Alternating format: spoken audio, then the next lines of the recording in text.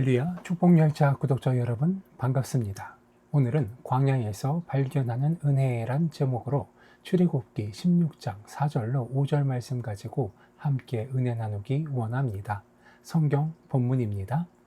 여호와께서 모세에게 이르시되 보라, 내가 너희를 위하여 하늘에서 양식을 비같이 내리리니 백성이 나가서 일용할 것을 날마다 거둘 것이라. 이같이 하여 그들이 내 율법을 준행하나 아니하나 내가 시험하리라.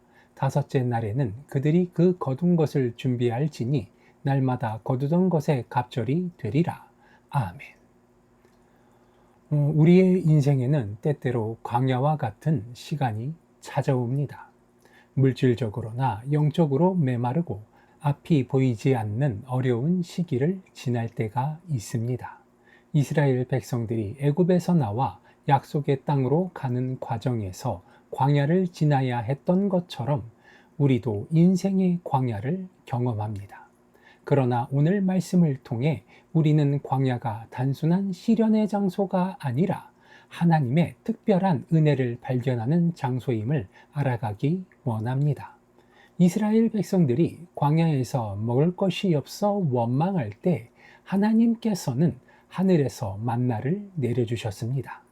내가 너희를 위하여 하늘에서 양식을 비같이 내리리니 라고 하나님은 말씀하셨습니다.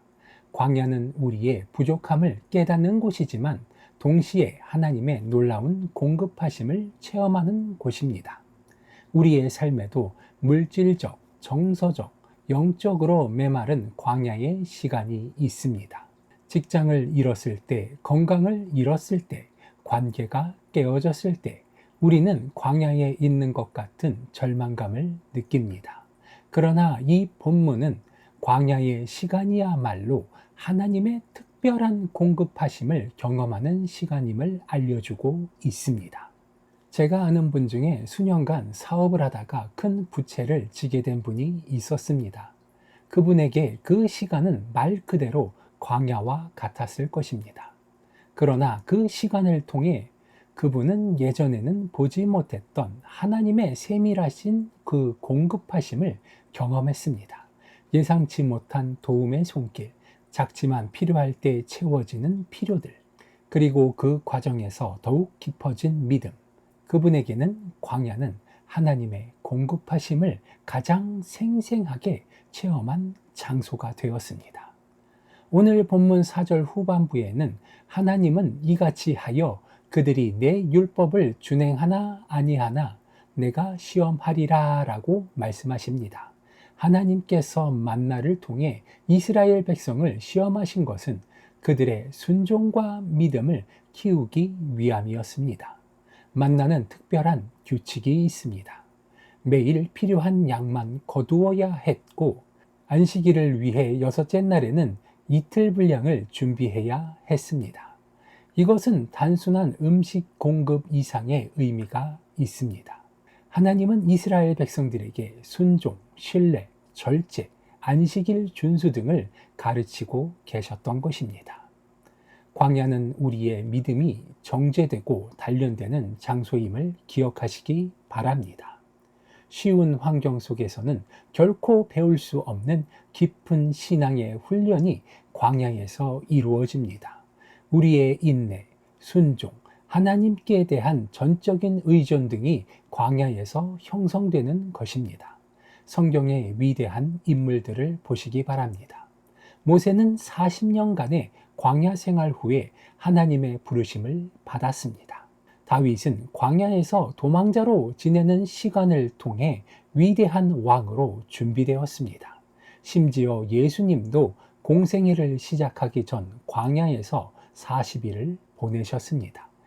이스라엘 백성이 광야에서 경험한 가장 귀중한 것은 단순한 양식이 아니라 하나님과의 특별한 친밀감이었습니다.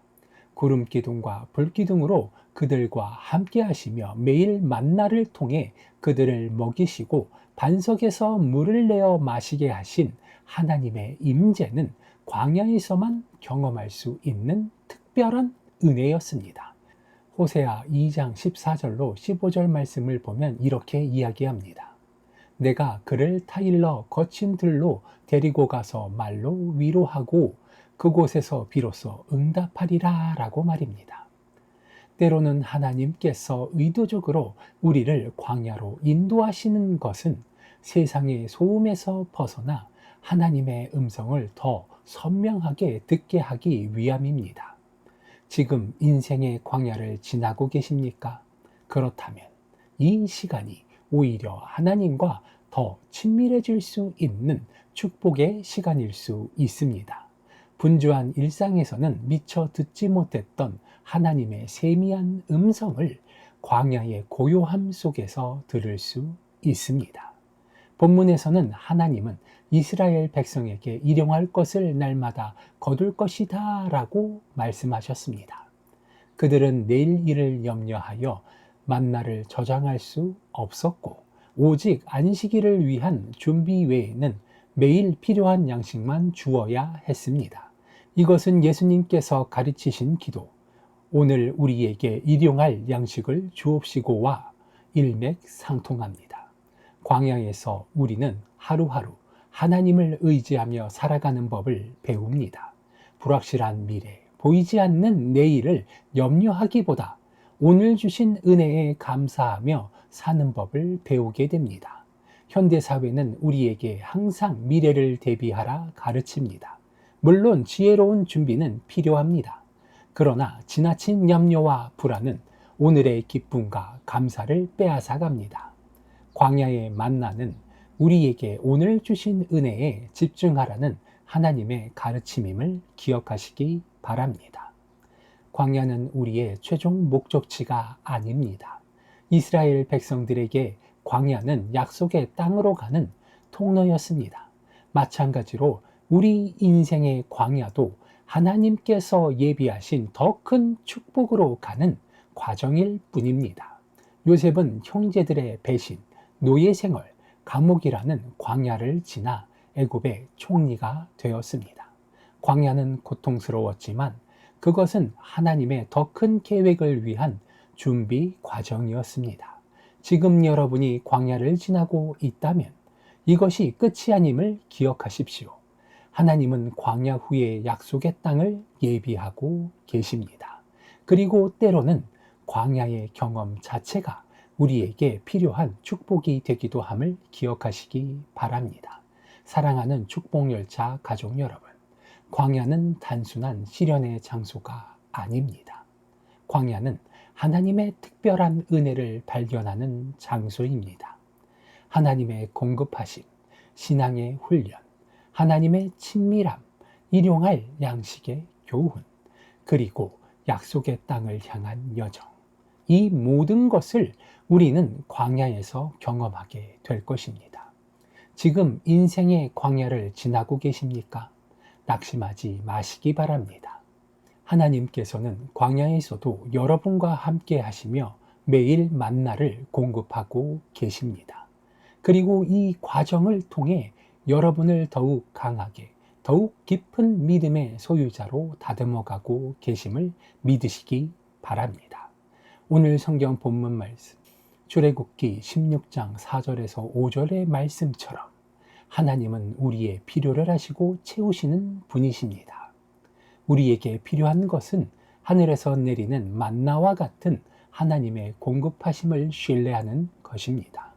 매일 하나님을 의지하고 광야에서도 감사함으로 하나님의 은혜를 발견하는 우리 축복열차 여러분 되시길 소원합니다. 기도하시겠습니다. 하나님 아버지, 우리의 인생의 광야에서도 함께 하시고 필요를 채워주심에 감사드립니다. 이스라엘 백성들에게 만나를 내려주신 것처럼 우리에게도 매일의 양식을 주시니 감사합니다. 광야가 단순한 시련의 장소가 아니라 하나님의 은혜를 더 깊이 경험하는 장소임을 깨닫게 하여 주시옵소서. 광야의 시간을 통해 우리의 믿음이 더욱 강해지고 하나님과의 관계가 더욱 깊어지게 하여 주시옵소서. 늘 좋은 것으로 채워주시는 주님께 감사드리오며 나사렛 예수 그리스도의 이름으로 기도드리옵나이다. 아멘.